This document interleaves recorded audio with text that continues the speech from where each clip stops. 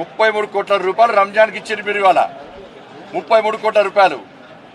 హైదరాబాద్ బోనాల పండుగ ఇచ్చింది 5 లక్షల రూపాయలు. 5 लाख 5 lakhs 33 crores వాళ్ళ రంజాన్కి ఇచ్చారు.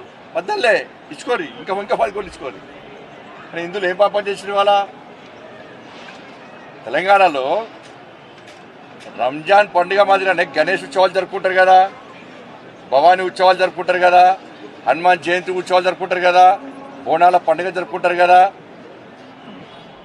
శ్రీ వెంకటేశ్వర స్వామి ఉత్సవాలు జరుపుకుంటారు కదా, అనేక పండుగలు జరుపుకుంటారు కదా. ఇచ్చింది ఎంత?